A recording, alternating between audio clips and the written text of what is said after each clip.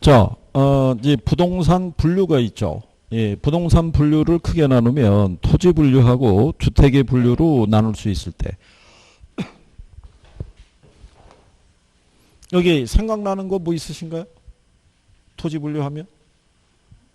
생각나는 거?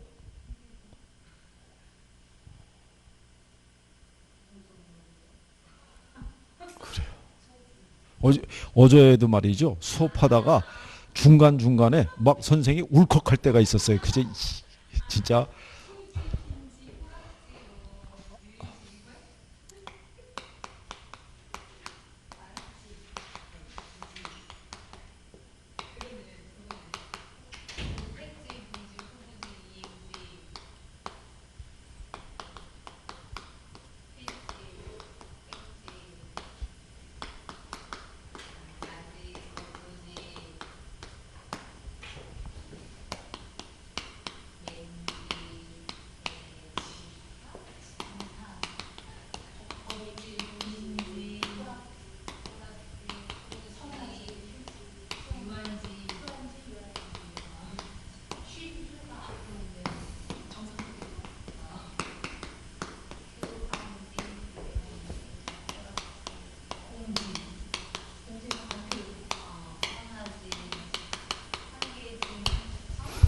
자, 네, 이렇게 적을 수 있어야 돼요. 적어야 이게 뭔지를 알 거 아니에요. 그죠? 이렇게 두서없이 얘기하면 기억이 다 안 나요. 그리고 여기 지금 묶어준 애들이 있잖아요. 예, 얘네들이 만약에 인용을 할 때는 이렇게 바꿔주는 애들이 있다고요. 특히 가장 잘 바꿔준 애가 얘하고 얘예요. 그래서 얘는 지역 간에 전환 중인 애들이고요. 얘는 지역 내에서. 그래서 여기서 우리가 강의할 때 얘들을 이제 노란색으로 해드린 이유는 시험 지문상에서 잘 쓴 거예요. 그죠? 예. 근데 이제 여기 구성이 됐을 때 근래는 소지, 포락지 이런 애들을 답으로 유도해요. 예, 그러니까 제목을 봐서는 구별이 안 되는 애들이 있죠. 걔들의 정리가 잘 돼 있어야 돼요. 그리고 이제 여기는 토지 등기 단위고요. 여기는 뭐를 구별하게 한 거.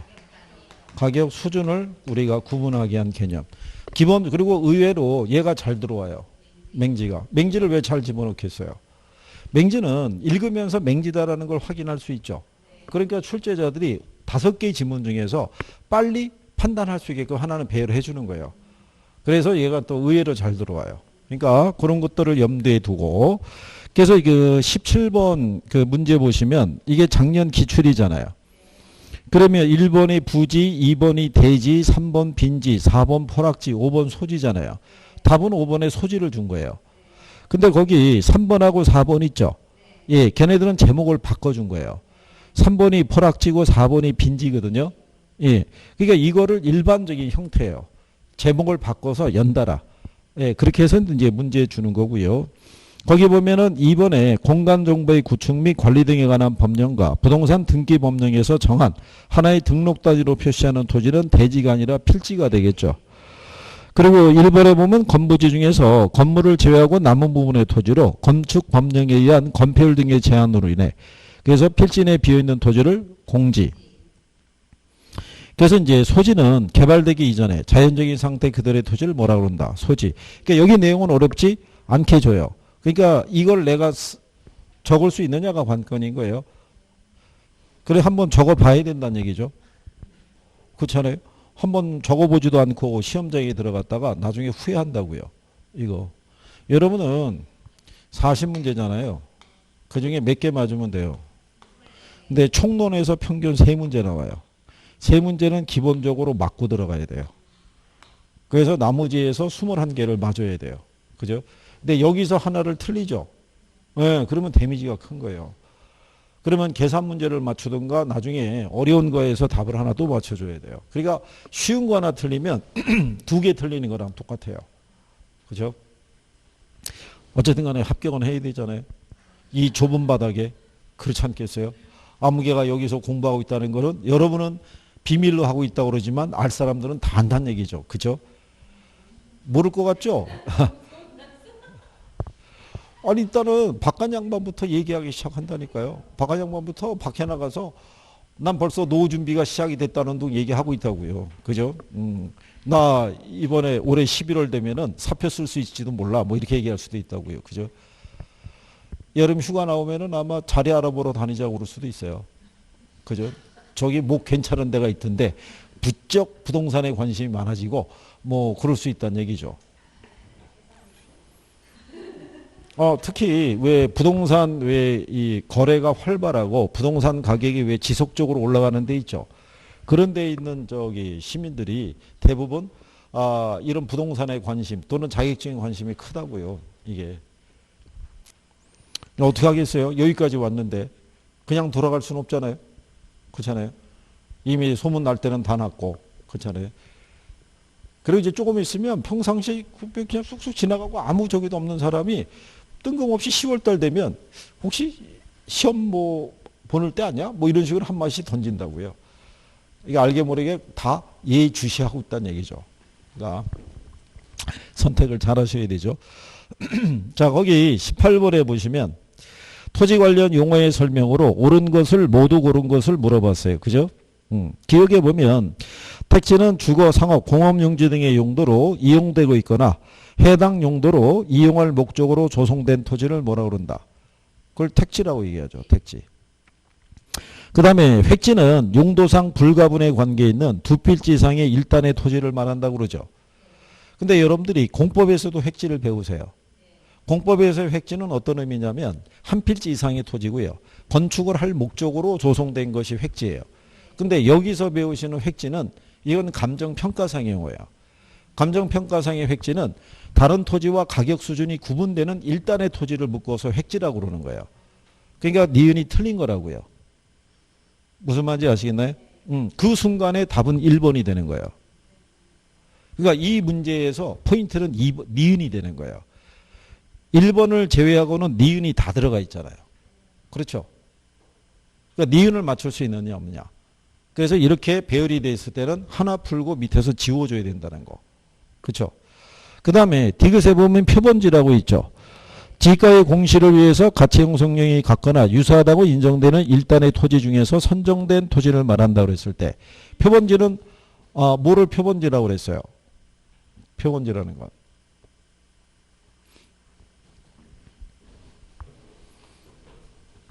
표정이 언제 가르쳐줬다고 뭐 이런 표정이에요. 우리가 예? 이거 그 강의할 때 예문 넣어놓고 이게 풀이게 해드렸죠. 이거 표본지라는 거는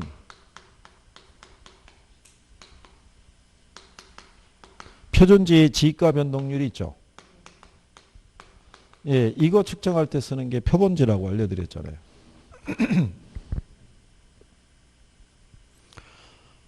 이거를 저기 그 용어상에다가 안 이유가 뭐냐면 이게 일회성으로 끝나는 건지 또 활용할 수 있을 건지에 대한 부분은 이게 한 번밖에 안 나온 거거든요. 이게 예, 그래서 표준지의 지가 변동률을 측정하기 위해서 쓰는 게 바로 뭐냐면 표본지예요. 예, 표준지를 전국의 토지 중에서 한 50만 필지를 표준지로 지정해요. 근데 표준지도 이 토지 가치는 변할 수 있어요, 없어요? 있잖아요. 그러면 그 안에서도 한 7만 5천 필지를 갖다가 표본지를 선정을 하고 표준지의 지가 변동률을 산정할 때 기준으로 쓴 애들을 표본지라고 그런다고요. 그리고 디귿에 가게 되면 이행지 나와 있죠. 예, 택지지역, 농기지역, 임지지역, 상호 간에 지역 간에 전환되고 있으면 후보지라고 그랬죠. 예, 그래서 답이 1번이 되는 거예요. 기억. 그 다음에 이제 19번에 가보시게 되면요. 자, 토지의 용도 지역을 보면은 택지 지역이 있고요. 농지가 있고 임지 지역이 있을 때.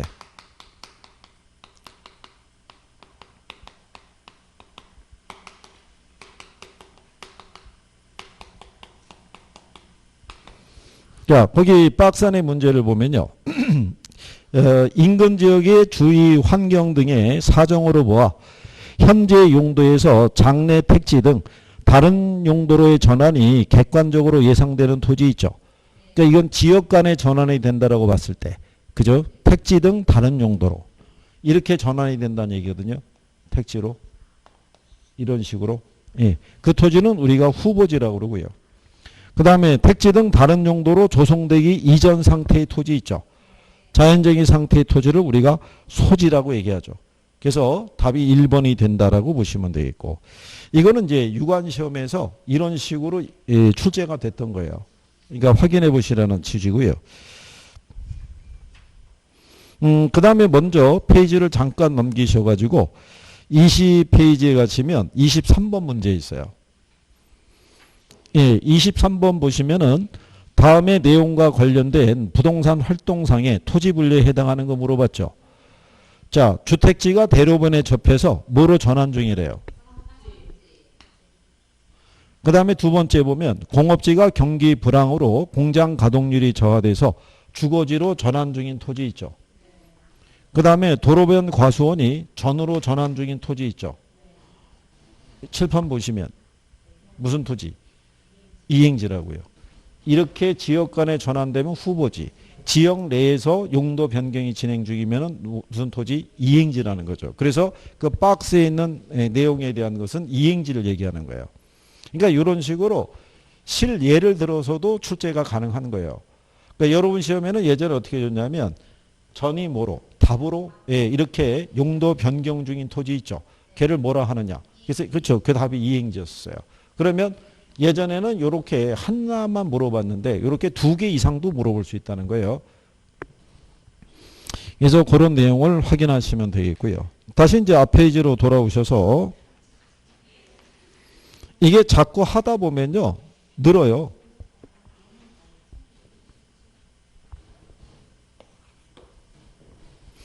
그 다음에 이제 20번 가보시게 되면은 자, 이용 상태에 따른 토지 용어의 설명으로 틀린 걸 물어봤을 때 1번에 가면 부지 있죠.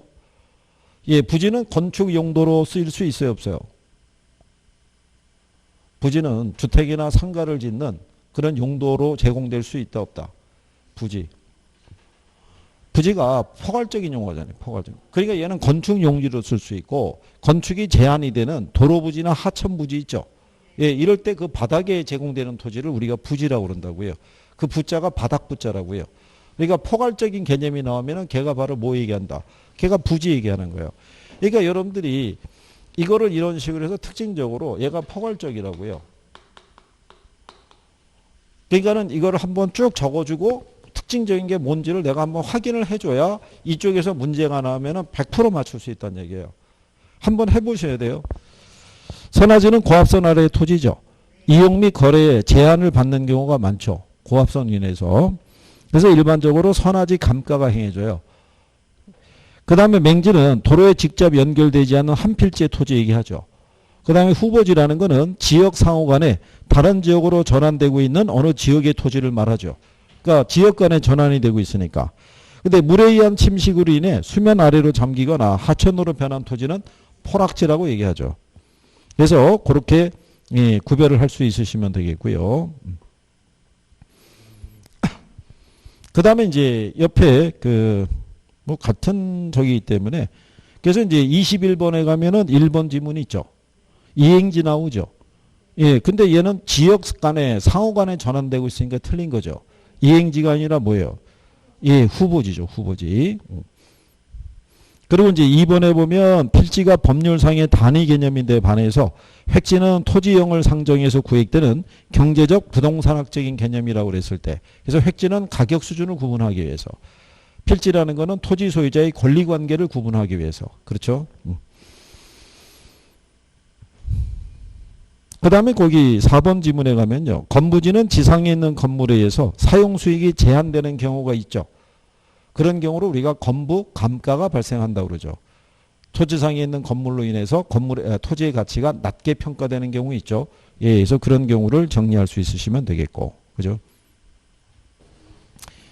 그 다음에 이제 22번에 보면 다음은 토지에 관해서 설명한 내용들이다. 옳은 것을 모두 고른 걸 물어봤어요. 기억에 보면 자, 택지는 토지의 건물 등의 정착물이 없고 공법이나 사법의 제한을 받는 토지를 말한다라고 얘기를 했어요. 그러면 틀렸다는 얘기죠. 예, 택지라는 건 뭐를 택지라고 그랬어요?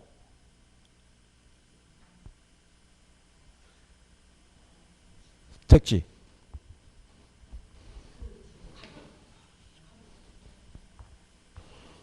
편하죠? 조금 전에 우리 택지했거든요. 그렇죠?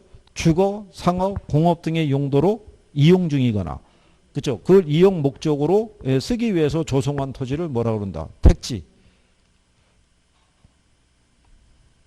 바로 이제 그 17페이지 있죠?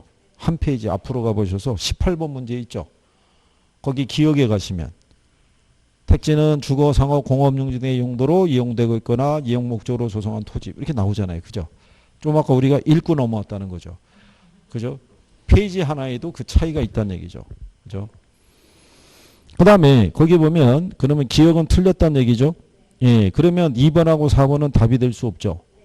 그 다음에 니은을 가면 획지는 법률상의 단위 개념으로 소유권이 미치는 범위를 말한다고 그랬으니까 틀렸죠. 그건 획지가 아니라 필지를 얘기하죠. 그 다음에 디귿에 가면은 이행지는 용도적 지역의 분류 중에서 세분된 지역이 있죠. 예, 요렇게 분류했잖아요. 칠판 보시면 그 안에 세분화된 지역이 있죠. 이 안에서 움직이면 걔네가 이행지예요. 무슨 말 이해하시겠죠? 예. 그 다음에 이제 후보지 있고요. 그 다음에 그 미음에 가면은 관련 법령이 정하는 바에 따라 재난시 피난 등 안전이나 일조 등 양호한 생활환경 확보를 위해 건축하면서 남겨놓은 일정 면적 부분의 토지 있죠. 예, 걔를 우리가 공지라고 얘기하는 거죠. 예, 그래서 우리가 건축법에서 일정한 공간을 비워둬야 되는 거죠. 그죠?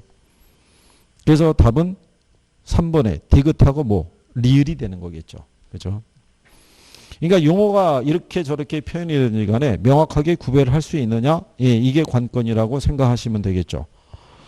그 다음에 이제 뒤로 넘어가셔가지고, 예, 23번은 조금 아까 와서 풀었던 거죠. 그 다음에 25번에 가면 다음 중 옳은 거는 모두 몇 개냐고 물어본 거예요. 그죠? 지금 웬만한 문제는 거의 다 풀어보면서 하는 거예요. 근데 중요 단원이 아닌 애들은 거의 뭐 80% 이상은 우리가 다루면서 가고요. 중요 단원이 뭐 경제나 투자나 금융이나 평가는 거의 다 다루면서 간다고 보시면 돼요. 그죠? 거기 25번에 보면 다음 중에 옳은 거는 모두 몇 개냐고 물어봤죠. 예. 공지는 지력 회복을 위해서 정상적으로 쉬게 하는 토지를 말한다고 그랬죠. 걔는 뭐가 돼요? 예. 여기 있는 쉴 휴자가 앞으로 나오면 그거죠. 정상적으로 쉬게 하는 애들을 우리는 뭐라 그런다? 휴한지. 자, 맹지는 타인의 토지에 둘러싸여 도로하고 접하고 있지 않는 토지를 우리는 맹지라고 얘기하죠. 그 다음에 획지는 하나의 지번을 가진 토지 등기의 한 단이라고 그랬으니까 틀렸겠죠. 걔는 획지가 아니라 필지를 얘기하겠죠. 그 다음에 임지적, 몽지적, 택지 상호 간에 다른 지역으로 전환되고 있는 지역의 토지는 후보지. 그 다음에 법지는 소유권은 인정이 되지만 이용 실익이 적거나 없거나 적은 토지를 뭐라 그런다? 그걸 우리가 법지라고 얘기를 하죠. 그렇죠? 예. 그래서 맞는 거는 몇 개? 3개. 그래서 그 중에 공지하고 획지만 표현이 틀렸다라고 이렇게 구별하시면 되겠죠. 무슨 말인지 아시겠죠? 예. 자, 그래서 이제 요거 한 거고요. 그 다음에 이제 두 번째로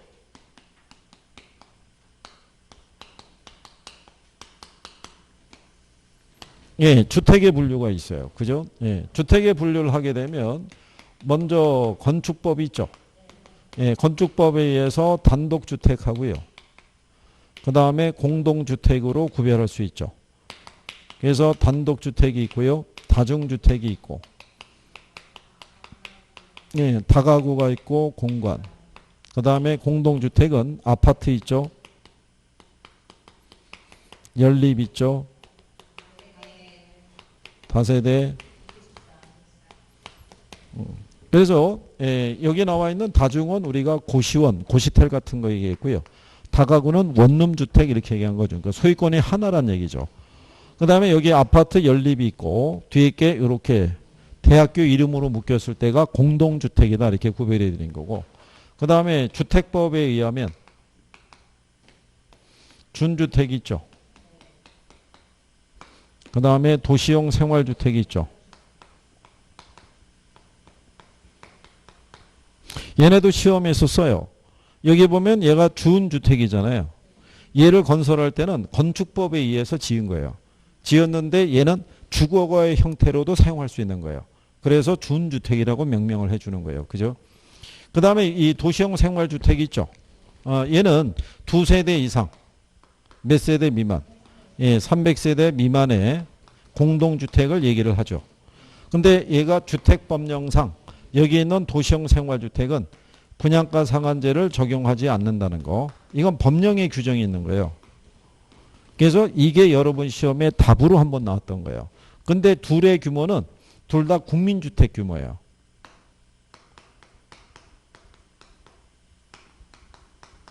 그래서 우리가 이 준주택을 공급할 때 있죠. 예, 주택도시기금이 있죠. 걔네 지원을 받아서도 이걸 건설할 수 있어요. 예, 그거는 시험상에서 또 한번 인용이 됐던 거예요. 금융 쪽에서. 그러니까 여기 정도까지는 정리가 되게 계셔야 돼요. 거기 우리가 26번 같은 경우는 주택의 분류 중에서 공동주택의 유형으로 틀린 걸 물어봤잖아요. 그죠? 예, 그러니까 답은 4번에 다중이 되겠죠. 그 다음에 뒤로 넘어가시면은 27번에 다음에 법률적 요건을 모두 갖춘 주택을 얘기를 했죠. 예. 그래서 거기 보시면 한 개동의 주택으로 쓰이는 바닥 면적의 합계가 330평방미터 이하고요. 주택으로 쓰는 층수가 몇 개 층 이하에 돼요. 예. 그래서 여기서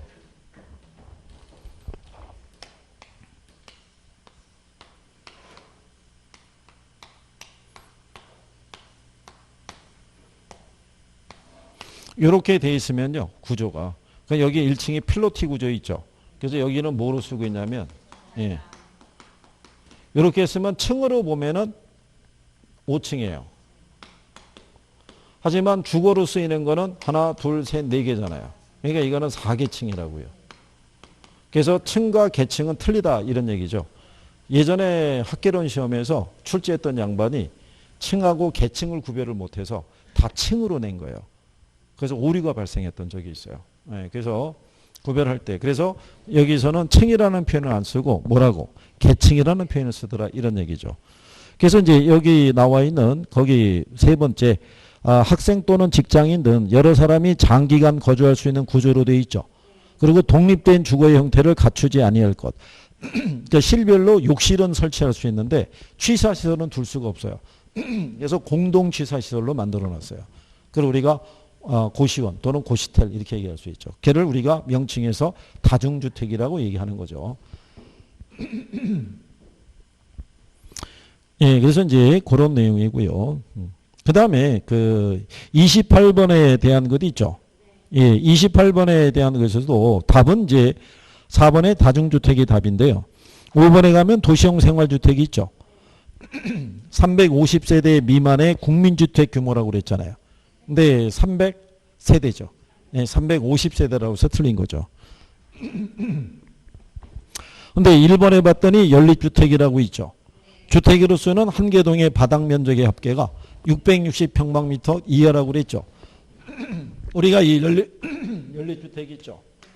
얘는 660평방미터를 초과하는 거예요. 그래서 우리가 지난번에 이거 연초라고 그랬어요. 연초가 옛날에 담배 옛날식 표현이 연초라고 그래요. 그러니까 연립주택은 660평방미터를 뭐한다? 초과한다라고 생각하시면 돼요. 그죠? 이게 그 지금까지 여러분 시험에 주택에서는 물어본 게 뭐 물어봤냐면 다중주택을 물어봤어요. 주로. 왜냐하면 출제자가 다중 그러면은 처음에 접하는 분은 무슨 말인지를 잘 모를 거라고 보고 다중을 이제 주로 쓴 것 같아요. 계속 답을. 연립이나 다세대는 조금 익숙하잖아요. 예, 그래서 다중을 많이 썼는데 그 다음에는 뭐 바꿔서 줄 수도 있고 두 개만 묶어서 낼 수도 있고 그러니까 기본 용어 정도는 정리해 두시는 게 필요할 거고요. 예. 그 다음에 이제 뒤로 넘어가시면 29번 있죠. 부동산을 다양한 기술에 따라 분류해서 설명한 것으로 옳은 거를 물어봤을 때 이게 저기 회차는 표시가 안 돼 있는데 이게 기출이에요. 근데 이때 이 문제는 조금 난이도 있게 나온 거예요. 왜 난이도 있게 나왔냐면 먼저 1번에 보면 공간정보의 구축 및 권리 등에 관한 법령상 용수를 위해서 일정한 형태를 갖춘 인공적인 수로뚝 및 그 부속시설물의 부지의 지목이 있죠. 예, 걔를 우리가 뭐라고 얘기한다? 그걸 국어라고 그러죠. 그러니까 국어하고 유지를 이때 썼었어요. 왜 썼냐면은 여러분들이 지목 부호 배우시죠. 거기에 뭐 전, 답, 과수원 뭐 이런 것들이 있잖아요. 이런 것들은 구별이 돼요.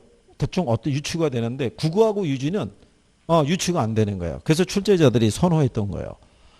그러고 난 다음에 거기 이제 3번 같이 택지지역, 농지지역, 임지지역 상호간에 다른 지역으로 전환되고 있는 지역의 토지 있죠. 걔들은 우리가 후보지라고 할 수 있겠죠. 그 다음에 4번에 가게 되면 주택법령상 도시형 생활주택은 주택의 건축물과 그 부속 토지로서 주거시설로 이용 가능한 시설을 말한다고 그랬죠.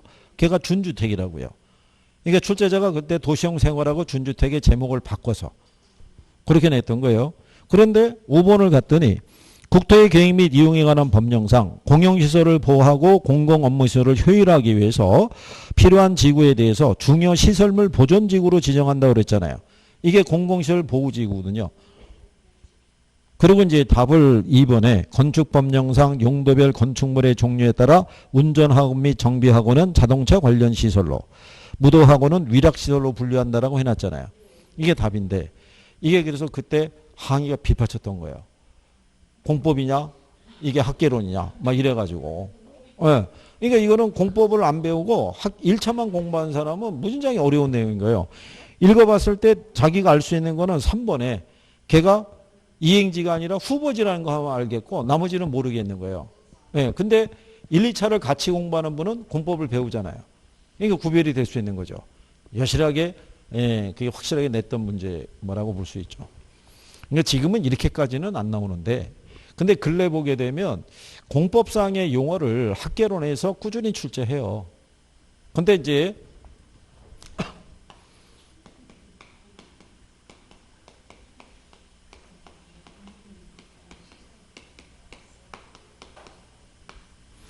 이게 여러분들이 학개론에 공법적인 용어가 이렇게 나오잖아요. 그러면 이게 한 1, 2년 내다 보면은 다른 데로 넘어가요. 예, 넘어가서 여기를 또 막 열심히 정리하고 있으면 느닷없이 공시법상의 지목이 나오거나 그래서 이게 또 나와서 또 죽어라고 또 열심히 하고 있으면은 세법상의 이 세금의 조세의 종류 있죠.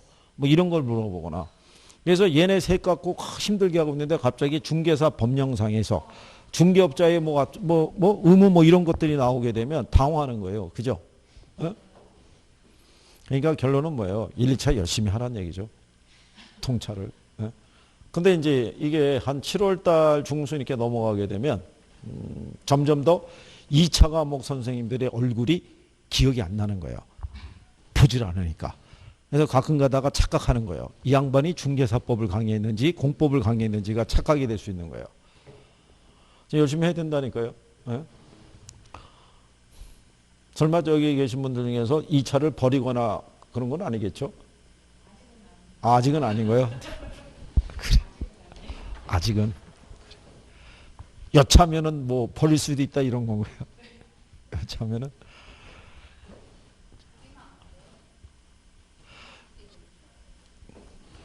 그러니까 지난번에 말씀드렸어요. 저기 나중에 휴가 갔다 와서 원서 접수할 때 물론 1차만 접수할 때하고 2차만 접수할 때하고 금액이 틀려요. 만 뭐 몇천 원 차이가 있을 거예요. 그죠? 네? 그러니까 접수할 때 혼자만 나만 1차만 해주지 말고 같이 해서 동차 접수하고 그죠? 어차피 여러분들은 시험은 한 학교에서 볼 거 아니에요. 배정이 되면. 그죠? 같은 교실로 갈 수는 없어도 왜냐하면 인터넷으로 접수해요. 인터넷 접수할 때 자기가 선택한다고요. 학교를 선택을 하니까 단체 접수요. 아니 학원에다 부탁을 하면 다 해줘요. 학원에다 부탁을 해서 그러면 예를 들어서 이제 학교가 나올 거 아니에요. 학교가 나오면 특정한 학교를 여러분들이 선택을 해야죠. 어디서 보는 게 낫다. 그러면은 그렇게 해서 왜냐하면 그래서 갈 때 여기서는 학교가 아마 배정이 안 되겠죠. 저기 아마 대전이나 천안 쪽으로 가거나 뭐 이러셔야 될걸요. 아니 그건 또 몰라요. 일정한 지역에 학원이 하나밖에 없는데 그 응시하는 인원이 있잖아요. 응시하는 인원이 산업인력관리공단에서 학교 하나를 대여해서 응시를 볼 수 있으면은 그쪽에도 갑자기 고사장이 생겨요. 그러니까 여기도 고사장이 하나 생길 수도 있어요. 그러면 이제 어떻게 되냐면 8월 통상 중순에 이제 발표하거든요. 그러면은 이쪽 지역에 학교가 떠요. 예, 학교가 어디가 고사장이라고. 그럼 여러분들이 여기다라고 탁 선택을 하면은 이쪽으로 예, 응시해달라고 이렇게 얘기를 하면은 학원에서 한쪽으로 몰아서 그냥 집어넣죠.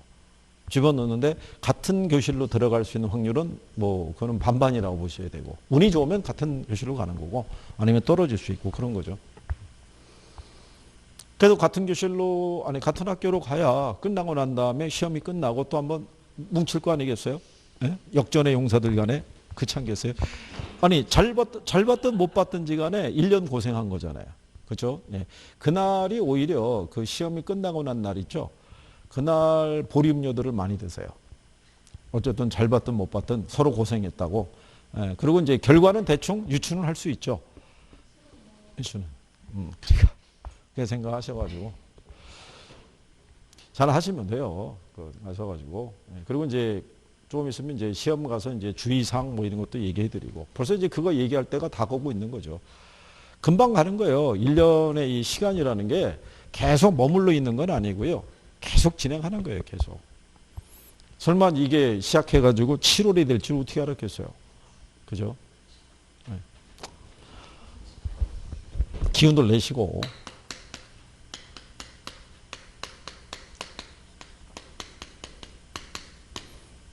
제가 지금 강의하면서 단원별로 이렇게 여기 이렇게 설명 쭉 해드리고 하잖아요. 아까 개념, 그 다음에 분류, 그 다음에 여기 특성도 얘기하고 있잖아요. 이거를 한번 이렇게 잘 정리를 하신 다음에 이 문제집뿐만이 아니라 시중에는 어떤 문제집이 있었을 때 쭉 보면은 다 풀릴 수 있을 거예요. 보편적이니까. 무슨 말인지 이해하시겠죠? 그렇다고 해서 문제집을 또 사거나 하실 필요는 없어요. 예, 다 똑같아요. 거기서 거기에요. 그죠? 예. 많다고요? 문제는 막바지가 될 때는 많이 풀어볼수록 도움이 돼요. 문제는 풀다 보면요, 비슷한 유형을 많이 부딪히게 돼요. 그래서 어떤 거는 탁 보면은 이게 답이네? 이게 눈이 들어오는 거예요. 그래서 이제 문제 푸는 속도도 빨라지고 그런 거예요. 그죠?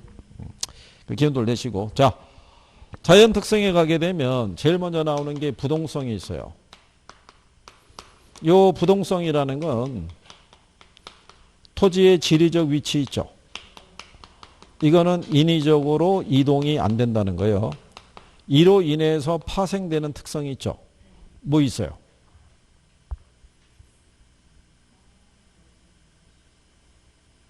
이게 떠올라야 되는 거예요. 네? 그리고 이게 먼저 이해가 돼야 돼요. 네? 그래야지 밑에 게 나온다고요. 자, 얘가 제일 많이 나오는 게 이거예요.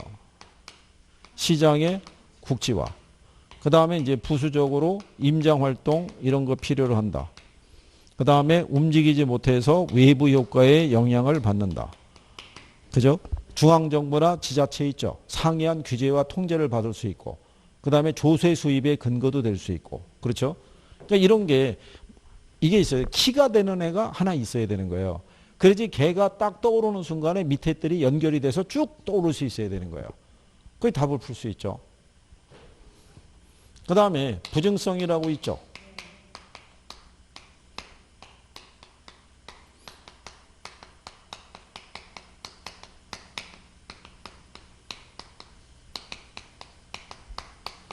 얘는 생산비를 투입한다 그래도 물리적 공급은 늘릴 수 없다라는 거. 그죠? 그러면 이로 인해서 나타나는 게 뭐 있겠어요? 응? 이거.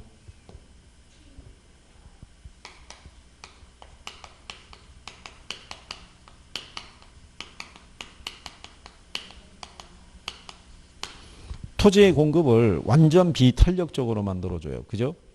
그러면 완전 비탄력적이라는 게 기울기를 보면 어떻게 돼요? 그렇죠. 수직선. 그래서 이렇게 얘기를 해요. 토지 공급의 가격 탄력성이 있죠. 얘를 0으로 만드는 거예요.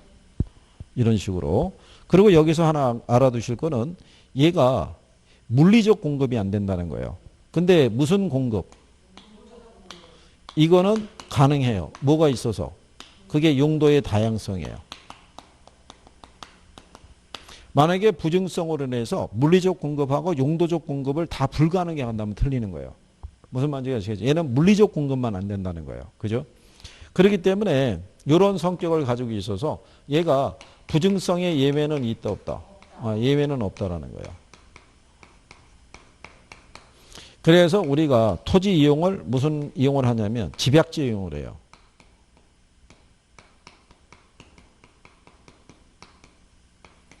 이런 것들의 표현이 잘 나오는 거예요. 그죠? 그 다음에 영속성이라고 있죠. 영속성이라는 것은 시간의 경과라든가 또는 사용 등에 의해서 얘가 소모되지 않는 걸 영속성이라고 그래요. 여기서 파생되는 게 감가상각이 있죠. 성립 안 되고 소모를 전제로 하는 재생산 이론도 성립이 안 돼요.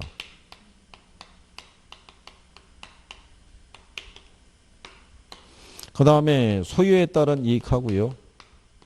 사용 이익을 분리시킬 수 있어요. 그래서 임대차 시장이 있죠. 예, 얘가 발달해요. 그 다음에 관리의 의의가 필요하고요. 뭐가 우수하다고? 예, 가치 보존력이 우수해요. 이게 영속성이에요. 자, 그러면 한번 생각해 보세요. 제가 여기다 이걸 쭉 적죠. 그럼 만약에 제가 시험장에 들어가면 이쪽에서 문제가 탁 나오는 순간에 바로 답을 찍겠죠. 그러니까 여러분도 그 정도로 익숙해져야 되는 거예요. 그래야지 풀 수 있는 거예요. 그럼 이런 거라고요. 전체 내용을 보면 선생하고 같은 수준까지 가기는 힘들어도 어느 정도 한 80% 수준만 이해가 되면 웬만한 건 다 풀 수 있어요. 그죠? 근데 그게 레벨이 좀 더 떨어져 가지고 반 정도밖에 이해가 안 되면 나중에 지문 2개 갖고 헷갈리는 거예요. 얘 아니면 얘인데. 그런 거예요. 그러면서 틀리는 거예요, 그게.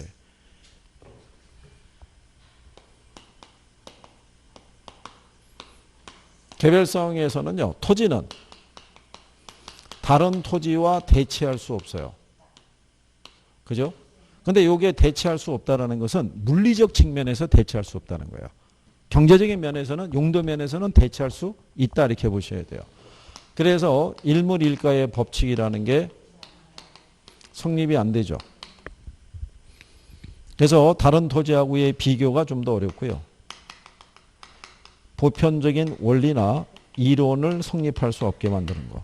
그게 뭐 개별성. 그러니까 개별성에서는 쓸 수 있는 요건이 이렇게 많지는 않아요. 네, 그래서 인접성에 대한 거는 잘 활용을 안 해요. 일단은 이제 이런 정도라도, 그래서 어디를 중심으로? 이 세 개. 주요 특성이라고 해서 지난번에 말씀드렸지만 얘가 28회 하고 29회 때 얘가 출제됐고요. 얘가 26회 하고 27회 하고 30회는 얘가 나왔어요. 그러니까 지난 5년 사이에 부증성하고 영속성에서만 답을 유도한 거예요. 그죠? 그럼 결론적으로는 지난 5년 사이에 주요 특성에서만 답을 줬다는 거잖아요. 그러니까 그거를 이제 구별할 수 있으면 되죠. 그러면 거기 1번에 보면 다음의 내용과 모두 관련된 토지의 특성을 물어봤죠. 근데 먼저 임장활동 나오잖아요. 그럼 바로 부동성이죠. 그렇죠? 그러니까 이런 식의 배열로도 출제해 주는 거예요. 보고 바로 찍을 수 있게끔. 그러니까 이게 익숙해져 있다는 얘기죠. 그래서 여러분들이 한번 집에서 정리하실 때 연습을 해보시는 거예요. 부동성이라고 적어놓고 부동성이 무슨 뜻이었지? 이게 꼭 인정이 돼야 돼요. 그러고 난 다음에 얘랑 관련, 얘 때문에 나온 파생 특성이 뭐가 있었지? 그래서 이렇게 적어보는 거예요. 그래서 그게 쭉 적어지면은 이쪽이 정리가 어느 정도 된 거예요. 근데 뭐였지? 그게 부정성이었나? 이러면 여기 정리가 안 된 거예요. 그럼 섞이면 틀릴 거라고요. 그렇게도 물어봐요. 출제할 때. 그 다음에 2번에 보면 토지의 자연적 특성이 부동성의 파생 특성이 아닌 것을 물어보죠. 부동산 활동과 현상을 국지화시키죠. 토지의 이용 방식을 제약하고 입지 선정에 지대한 영향을 미친다는 거죠. 왜냐하면 걔가 놓여 있는 환경이 있죠. 어떤 환경에 놓여 있냐에 따라서 이용 방법이 틀려질 수밖에 없어요. 얘가 도심에 있는 토지냐, 그죠? 아니면은 저쪽에 그 농촌 지역 있죠. 거기 평야에 위치한 토지냐에 따라서 농사 지을 수도 있고 아니면 고층의 오피스로 활용할 수도 있고 뭐 틀릴 거 아니에요, 그죠? 그 다음에 지자체 운영을 위한 부동산 조세 수입의 근거가 될 수 있죠. 지금 아마 이 도시에서도요, 2, 4분기 과세하면은 재산세 얼마 거둘 수 있다는 게 다 파악이 돼 있을 거예요. 그죠? 예. 근데 토지용을 집약하는 건 뭐예요? 그럼 부증성이니까 틀렸겠죠. 그죠? 그 다음에 뒤에 보시게 되면 자 3번에 토지의 자연적 특성 중에서 다음 설명과 모두 관련된 거 물어봤죠. 토지용을 집약화시킨대요. 그렇죠. 바로 답을 찍을 수 있게끔. 네? 네. 실전에서도 이제 그런 배열로 준다는 얘기죠. 그러면 4번에 가면 토지의 부동산의 자연 특성 중에서 뭐에서 물어본 거예요? 부증성. 그럼 부증성 하면은 쭉 떠올라야지만 답을 쉽게 맞춰갈 수 있죠.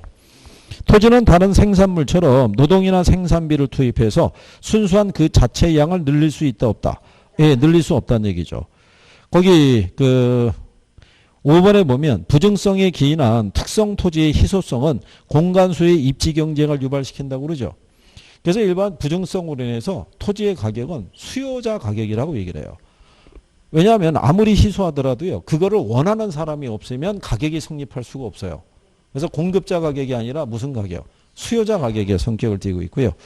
3번에 보면 매립이나 산지 개간을 통한 농지나 택지의 확대는 부증성의 예외라고 그러죠. 그러면 부증성의 예외는 성립하지 않죠. 그렇잖아요. 그래서 걔가 답이 된다 이런 얘기죠. 그래서 그 내용을 보시면 옆에 5번 있죠. 5번 문제 있죠. 거기 하면 토지의 부증성을 양적 한계성 또는 수량 고정성으로 명명하는데 거기 5번 지문에 가면 이렇게 돼 있죠. 매립이나 택지 조성으로 토지 면적을 늘린다는 개념이 사용되고 있지만 이는 토지의 절대량이 증가하는 게 아니고요. 토지 자원의 사용 전환이라고 할 수 있다 이런 얘기죠. 그래서 부증성의 예외라는 건 있을 수 없다 이런 얘기죠. 무슨 말인지 아시겠죠? 그래서 2번 지문에 1번에 가면 토지에는 경제이론의 바탕이 하나인 공급의 개념이 존재할 수 없기 때문에 생산비의 법칙이 성립되지 않는다고 얘기를 해요. 그게 무슨 얘기냐면 일반 완전 경쟁 시장에서는 수요와 공급의 상호작용에 의해서 이렇게 가격이 결정이 되고 이걸 통해서 생산과 소비가 결정이 되는데 토지 시장은 구조적으로 이렇게 돼 있다고요. 그렇잖아요. 그러니까는 수요와 공급에 의한 균형 가격이 성립이 안 되는 거죠. 그러면 시장에서 이 가격을 매개로 자원 배분이 일어날 수가 없잖아요. 그러니까 평가사는 인위적으로 가치를 구해야겠죠. 그때 평가사는 이걸 가정하는 거예요. 용도 변경을 통해서 공급이 늘어나면 그러면 이 상태의 균형이 발생할 거라고 가정하고 가치를 판단해 준다고 생각하시면 돼요. 그게 이제 부증성에 기인하는 것이고요. 그래서 거기 보시면 그 2번에 토지의 공급은 그래서 엄격한 의미에서 생산 공급이 아닌 거예요. 그러니까 토지 공급은 용도 전환을 통한 이용상의 전환일 뿐인 것이지 물리적으로 생산한 건 아니다 이런 얘기죠. 근데 3번에 봤더니 시장을 국지화시키는 거는 어디서? 예, 이거는 부동성에서 연유가 되는 거죠. 그렇죠? 시장이 국지화되어 있다는 건 어떤 의미인지 아시죠? 예. 여러분이 거래할 수 있는 공간 지역이 다 틀리다는 거예요. 제한적이고. 그 안에서도 여러 개의 하위 시장이 존재하죠. 근데 걔들마다 뭐가 다 틀리냐면 가격도 틀리고 임대료도 틀리고 거래 관행도 다 틀린 거예요. 그렇죠? 예, 그런 현상이 유발되는 게 뭐 때문에? 부동성 때문에 연유가 된다. 그 다음에 6번 문제 보시면 이게 작년에 나왔던 거예요. 자, 토지의 자연적 특성 중에서 다음 설명과 모두 관련 있는 거 물어봤죠. 근데 첫 번째 봤더니 권리의 의의를 높게 한다고 그러잖아요. 그럼 뭐 영속성밖에 없죠. 그러니까 보면서 바로 찍을 수 있게끔 해주죠. 그러니까 이런 걸 틀린다는 거는 가장 기초적인 개념 정리가 안 돼 있는 거죠. 그죠? 예, 이게 안 된다는 얘기는 말 그대로 올림픽 정신 갖고 들어오는 거죠. 그냥. 예, 그러면 큰일 난다는 거죠. 어느 정도는 여러분들이 자 그러면 뒤로 넘어가셔서 문제 7번을 가보시게 되면 토지의 자연적 특성 중에서 영속성에 관한 설명으로 옳은 거 모두 고르라고 그랬죠. 자, 근데 기억을 봤더니 집약적 이용이라 해요. 그럼 뭐예요? 그렇죠. 그 순간에 기억은 답이 아니에요. 그러면 1번, 3번, 4번은 답이 아닌 거예요.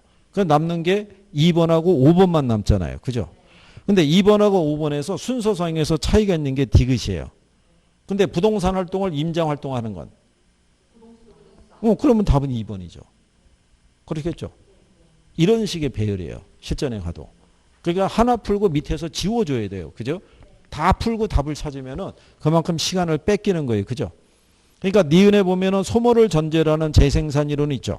그 다음에 감가상각 이론이 적용되지 않는다고 그러죠. 여기 보면 감가상각 정리 안 되죠. 소모를 전제라는 재생산 이론이 성립되지 않죠. 그렇잖아요. 그 다음에 거기 보시면은 미음에 부동산 활동을 장기 배려하고요. 뭐를 우수하게 한다? 예, 가치 보존력이 우수하다는 거예요. 가치 보존력이 우수하다는 건 뭐예요? 가치 보존력이 우수하다는 거는. 어? 자, 일단 영속성이라는 게 줄어들지 않는 거예요. 사용을 하더라도. 그게 그래서 얘가 뭐하고 성격이 같냐면 금하고 다이아몬드하고 성격이 같다는 거예요. 금하고 다이아몬드가 줄어들지 않잖아요. 걔는 언제든지 내다 팔아도 그 가치가 인정이 되죠. 줄어들지 않으니까. 그러니까 굳이 금값이 지금 떨어지고 있으면 굳이 지금 금 안 팔아도 된다는 얘기예요. 지나면 다시 금값이 또 올라갈 수도 있어요, 없어요? 그런 거예요. 예. 그러니까 여러분들이 부동산 물건을 시장에 내놨을 때 시장의 시세가 자꾸 떨어지면은 매도자가 매물을 걷어들인다고요. 지금 굳이 안 팔아도 된다는 얘기죠. 얘가 줄어드는 애가 아니니까. 그래서 사람들이 투자 자산으로 선호도가 높다라고 생각하시면 되죠. 무슨 말인지 이해하시겠죠? 예, 그래서 7번에는 답이 2번. 그 다음에 8번에 봤더니 부동산의 특징 중에서 개별성을 물어봤죠. 예, 근데 개별성의 5번을 보시면 건물 및 기타 계량물에도 개별성은 적용이 되는 거예요. 예, 이게 토지 특성이라고 그래서 건물 들어가면 틀린 게 아니냐 그렇게 착각하시면 안 되고, 왜냐하면 비슷한 시기에 지어진 건물 있죠. 누가 관리하고 누가 운영하느냐에 따라서 감가의 발생과 수익의 크기가 다 틀려요. 건물도. 그래서 건물 및 기타 계량물에도 적용이 가능하다 이런 얘기죠. 근데 이제 1번에 봤더니 일물일가의 원칙이 적용이 된다 그랬으니까 틀렸다는 얘기죠. 개별성으로 해서 일물일가의 법칙은 성립이 안 된다는 얘기죠. 자, 그래서 이제 그런 내용 정도를 여러분들이 구별을 하신 경우죠. 자, 그래서 이제 여기 정도까지 설명을 하신 거고, 들으신 거고, 잠깐 쉬었다가 30페이지 10번서부터 또 한번 해보시죠.